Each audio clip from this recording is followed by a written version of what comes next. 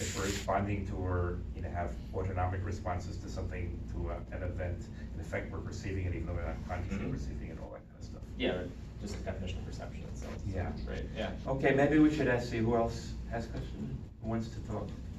Scott? Curious questions that follow very nicely on what you were just talking about, so I'm happy to jump in. Because one of the things that I was hoping to, so there's a difference between the Telefunken and the radiodynamics, or between, say, the kind of unsonicness of technical expansion and a kind of affective or embodied unsonicness.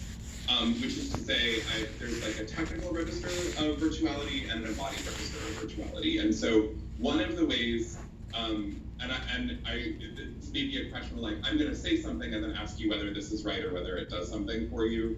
Because it strikes me that there's like, you can sort of turn the screw one more time and say that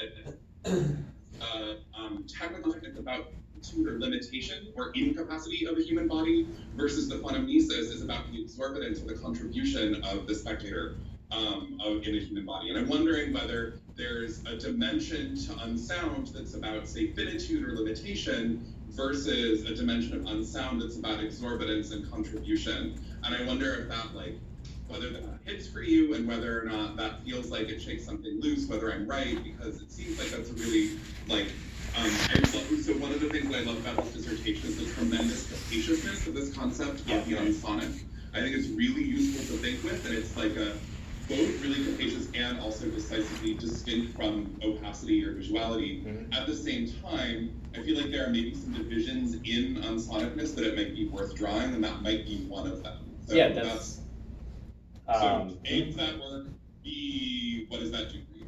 It does work, and it gives me, I think that is one of the, as I finished up with the dissertation, that was one of, that 10 points, one of the tasks I thought still needs to be done in a clearer way, which is almost the catalog the differences or account for the differences between these different forms of the unsonic, just in a clearer, more straightforward way, right? In that contrast between finitude or limitation on the one hand, and unsound that manifests or happens because of the exorbitance or contribution of the body, on the other hand, that's a really, that's something I can use, definitely. So I do see that working, yeah. That's interesting. The other thing that makes me think of is, or there's like a related term here, which is how to think about the difference between the technical unsonicness or technical unsound of Telefunken versus one of the examples that you brought up just in your talk here, which wasn't on my mind, but actually gets at one of my questions in a really nice way, which is Pike's participation TV, which might be a logical point. One of the differences between her first chapter, where you're really reading Telefunken like deeply and hard and really well, but you're sort of saying the unsonicness mostly like it belongs to the technical system. Then you have, say, the cinematic spectator as a site, from Vivian Sobchak of synesthesia and kinesthesia, the de-differentiation of the senses.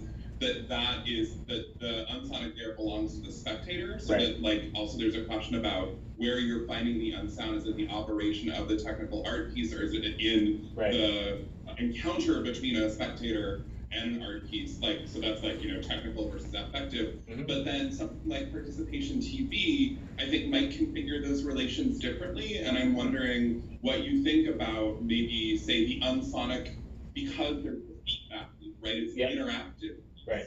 And I'm wondering if you think that there's maybe a kind of unsound dimension to something about participation TV that we don't Telefunken, and we also don't find in your cinematic cases. Yeah, and I think there is something there. And you kind of blacked out there for a second with the connection. But what did you lose? You were saying something about it was about participation TV and the feedback loop that's involved in it. Right, and so I'm wondering whether the interactivity of participation TV might configure the unsonicness differently. So if there's like the unsound that belongs to the technical system in Telefunken versus the unsound that belongs to the spectator in radiodynamics, or for that matter, your reversible, that there is the participation TV as an interactive system might distribute the unsound differently, and I'm wondering. Right. So it's not localized in one or the other in the case of participation Right, TV, I think, right? It's more properly transductive, I guess would be the technical Yeah, term, that would right? be a good way of saying it. I don't know, this is a slightly unfair question. I'm like, this is a really chewy concept. Please play it out in a case that you don't talk about in your dissertation. That is kind of index of the richness of the concept you're working with.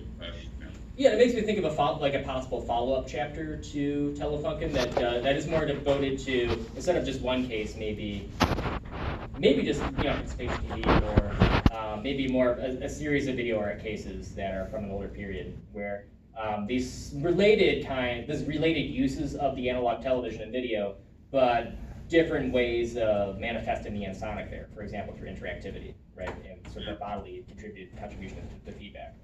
And I guess the promise here is the idea that interactivity may be really interesting because it seems the unsonic that belongs to Technics versus the unsonic that belongs to the body. Right.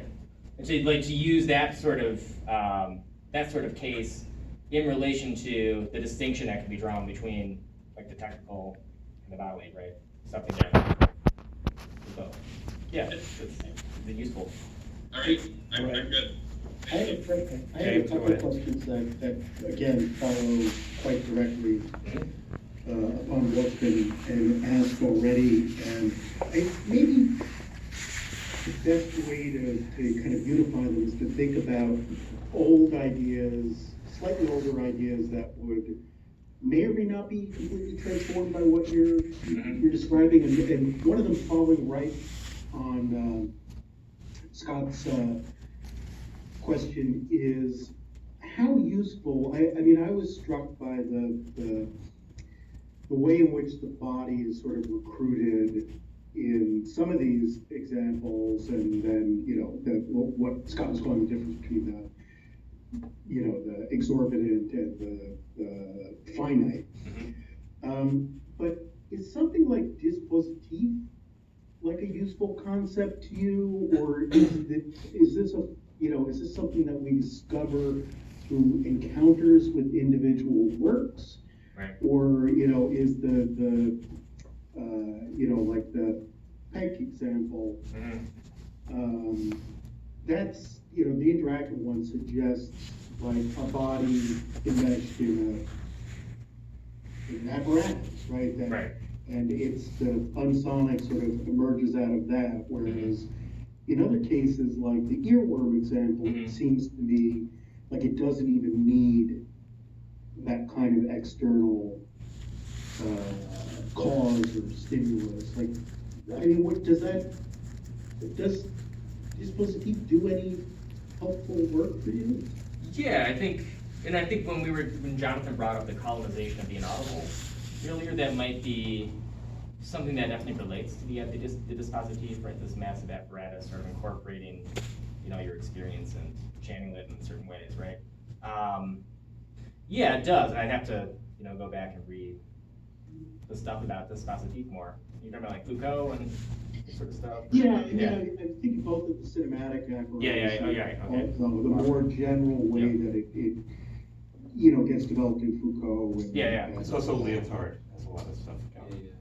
Yeah, but because it strikes me that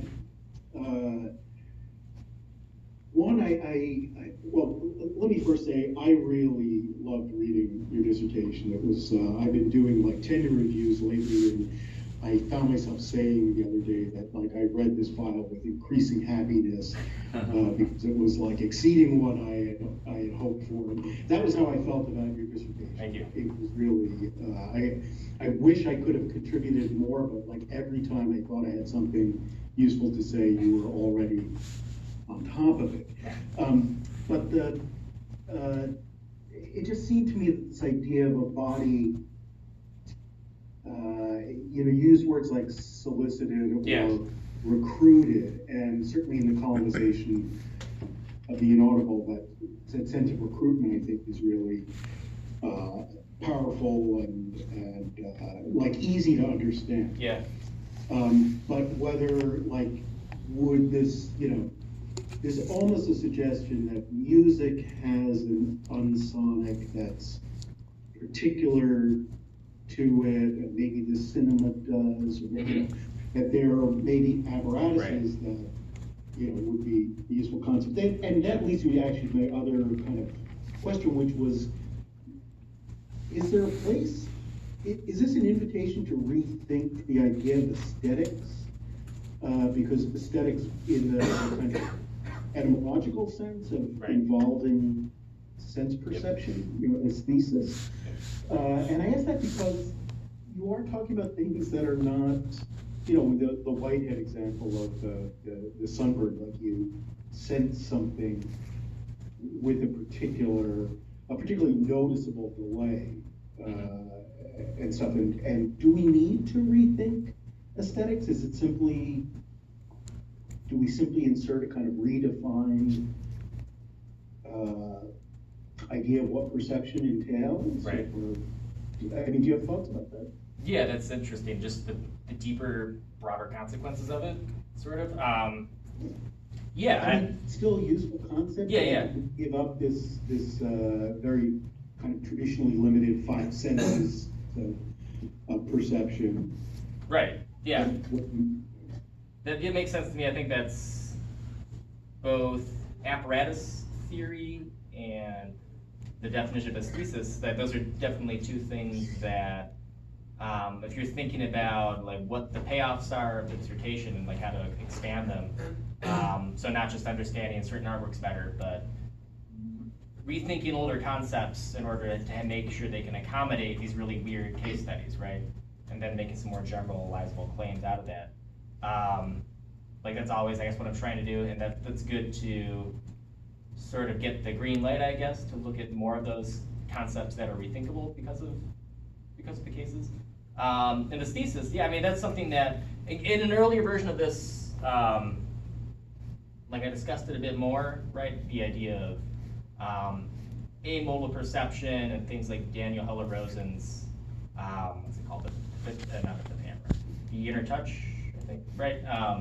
That held more of an important place in it before, and it's interesting to sort of bring that stuff back in. I hope you've kept all your old drafts, because there's probably a Oh, lot of yeah, stuff there we can use and yeah. rework for an expanded, yeah, okay. They're on an older laptop now, but they're still around. Yeah. Okay, it's my final sort of prompt, which is a kind of a combination of the two, but in the earworm chapter, I couldn't help but think about the regression of listening argument that Adorno makes, where it's about this sort of atomization and the dissolution of the artwork into these memorable fragments that are sort of pre-consumed, and advertisements for, there's a lot of similarities, but you really do take it to this other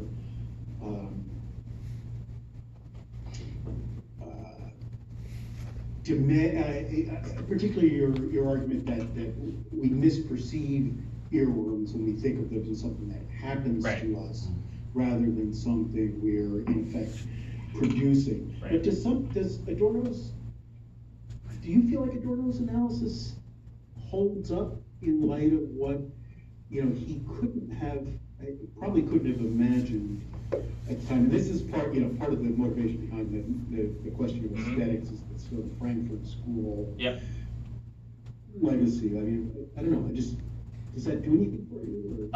Yeah, because Adorno's writing in a slightly different time, right? So it's interesting to think about whether, this is a point I want to develop as I extend some of this, but the idea of, because of things like ubiquitous music, ubiquitous ambient music in coffee shops and wherever you go, the idea of earworms becoming more common, more prevalent, and thinking of that almost as a kind of distributed apparatus, right?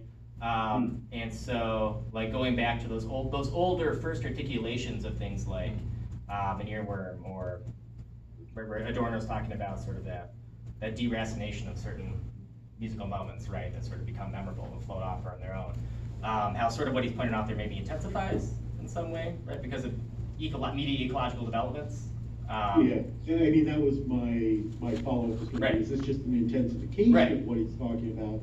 Or is Right. it something, because I actually think it's possibly something, Or something else. Qualitatively different. and that this idea, although it does speak to things like trends in composition, where Mhm. it's second nature for people to compose things to be memorable. And to be, that you can whistle them to yourself or whatever, but it's not, in his argument, it's not a new thing. It's, Wagner was the case study. He's doing doing the same thing that Jingle, same thing. Yeah. But anyway, it just, there's a lot to think with here. Actually doing a class in the spring where I feel like I already want to teach part of the earworms chapter in particular. So really happy to see this. Thank you. Thanks.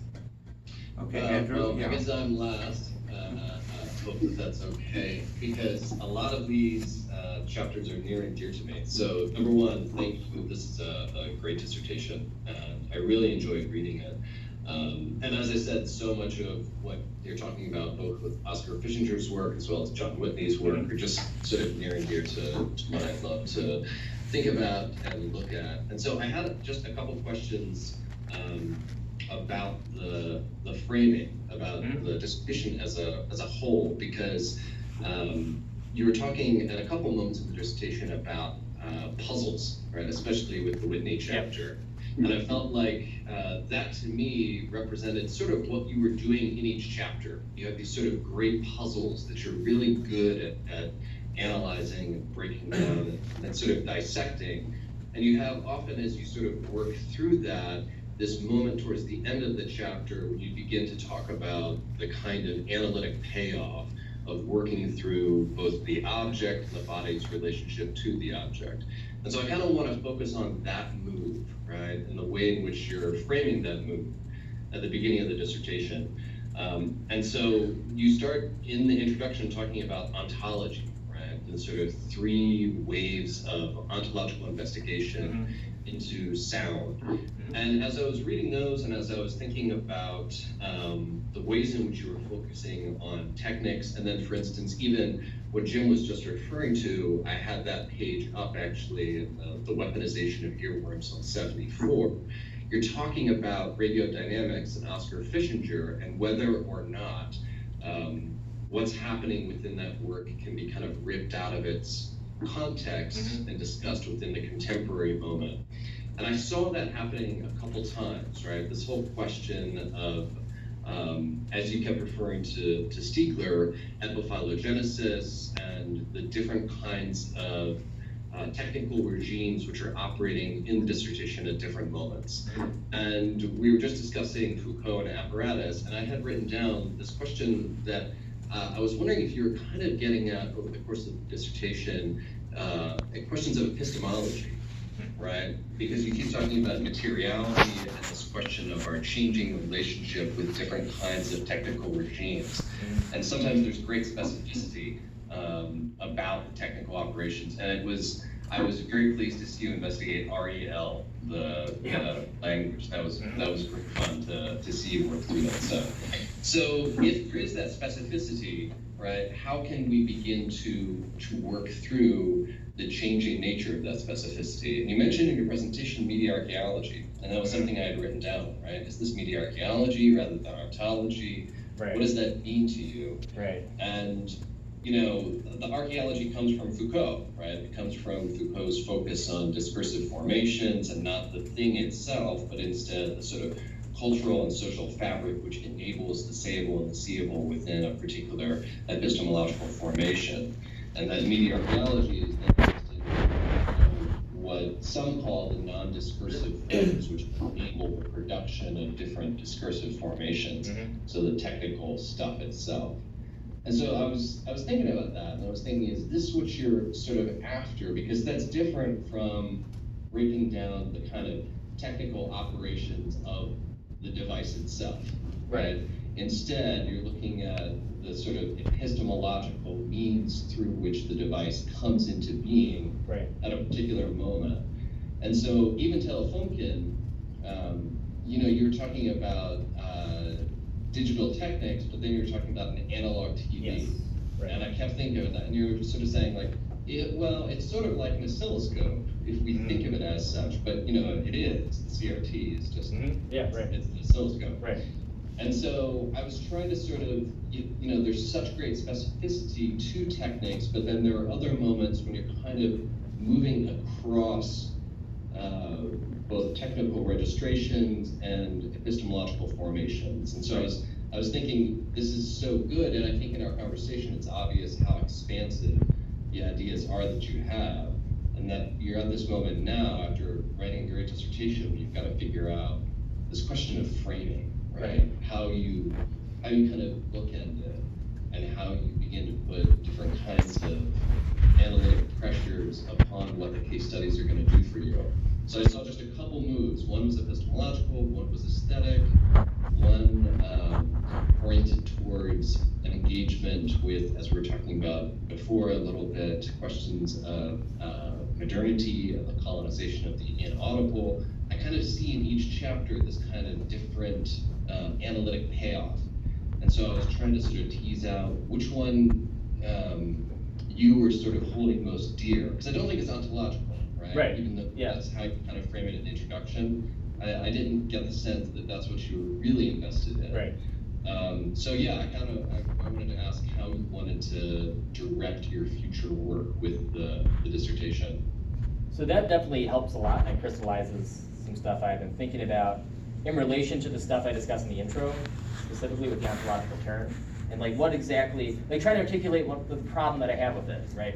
So the thing I like about the ontological turn in sound studies is that it decenters human audition, right? It sort of tells us we need to look at sound and these other expanded registers that we can't hear, right? And that sort of nails down my problem with it, right? So the ontological turn in sound studies, it needs to be more properly archaeological and it needs to account for those epistemological conditions that enable these sort of decenterings and expansions to happen, and it doesn't really do that, right? It's the reason it's doing ontology is because it wants to bring sound studies, make sound studies work with speculative realism and object-oriented ontology, and that's sort of the problem it's trying to solve, right? Which is fine, like there's nothing wrong with that, but I feel like it needs to direct, it needs to justify why it's doing that in relation to like the epistemological conditions or archaeological conditions that are enabling these decenterings to happen in the first place, right? So, yeah, I mean, and as you were talking, that's the phrase I wrote down. The ontological turn needs to be more properly archaeological, right? So, yeah, that definitely helps, because I was kind of thinking, well, am I sort of doing ontology here still? And that sort of helps me position myself better in relation to those ontological turn people, I think, to sort of distance myself from them in a clear way by bringing in archaeology and the epistemological stuff in a more pointed way than it currently is brought in there, right? So, yeah, and I think the colonization of the inaudible, like analyzing all these ways in which the inaudible is being colonized on a more general level outside these particular artworks, but that these artworks help us articulate is sort of the argument I'd like to flesh out more as I revise it, right? Yeah, I mean, I think even if you focusing on this question of epistemology enables you to work through some of the questions that everybody's been asking, especially Scott's point in question about the sort of transductive relation that exists between the technical regime and the embodied perceiver, because what media archaeology, and this gets into debates about what media archaeology is doing, but especially as Lisa Gittleman begins to frame it in something like Always Already Knew, when she talks about pieces of tinfoil recordings and the ways in which those tinfoil recordings were effectively inaudible for people in the 1870s. So, when you heard the tinfoil recording, you also received a transcription of what was actually said, because you couldn't actually hear what the people were saying. Yeah. And this gets brought up even in Bram Stoker's Dracula. There's a moment when it says that Mina read the phonograph.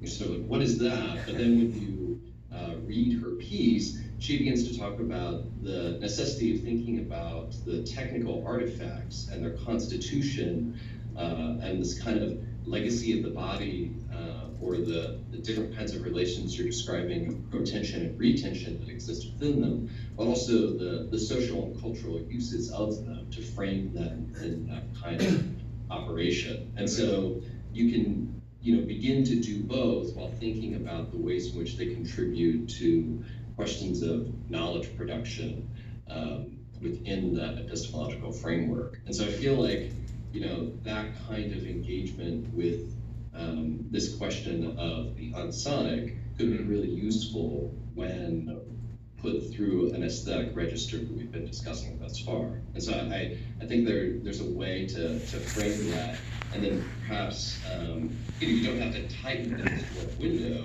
by any means, but then you can begin to talk about the specific differentiations that exist in different moments, right? How, for instance, radiodynamics is different than Telefunken, not just because of the aesthetic operations that are present, but because of the technical registers and the ways in which they produce different possible aesthetic and embodied articulations.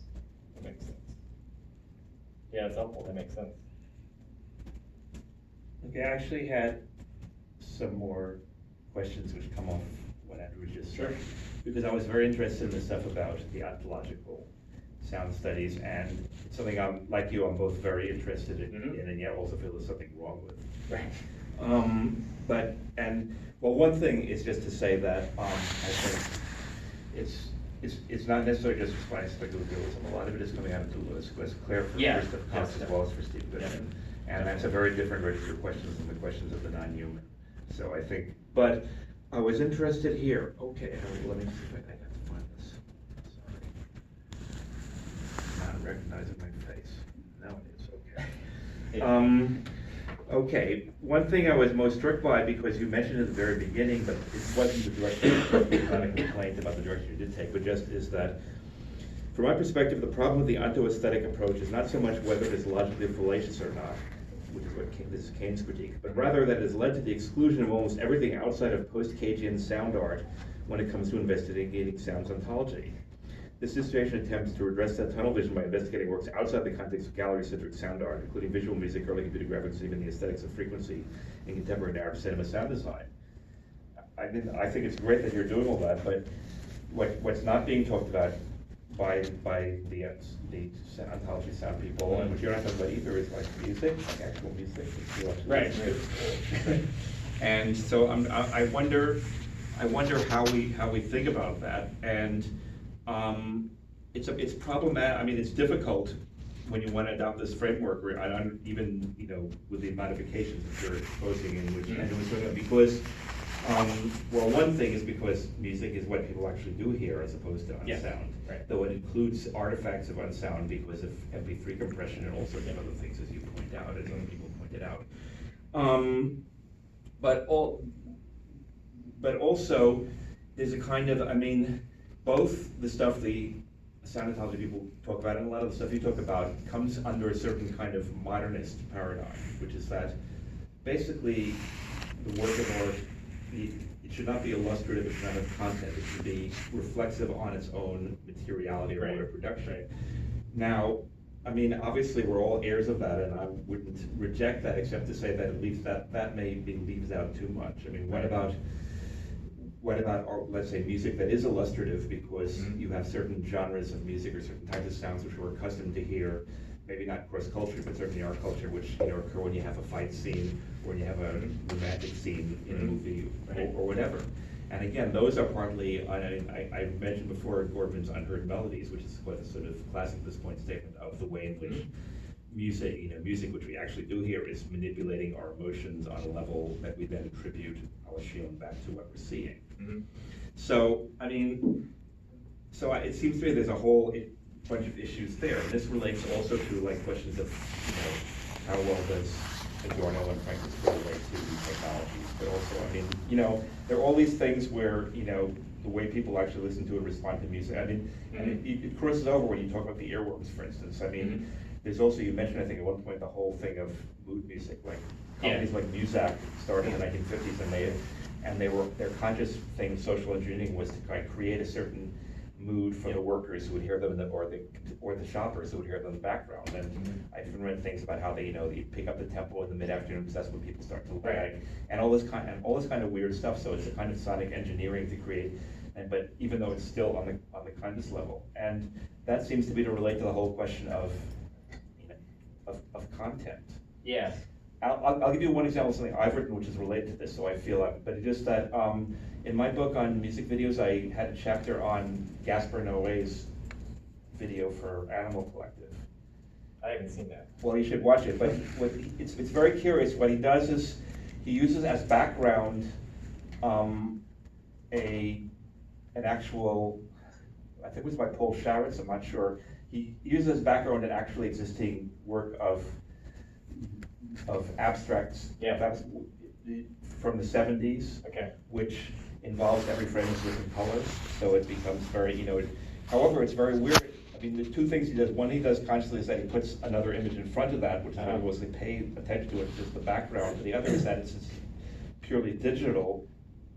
There's no longer a question of separate frames, and that would relate back to what happens to Telefunken now that we don't use analog monitors anymore. But so there's all kinds of issues.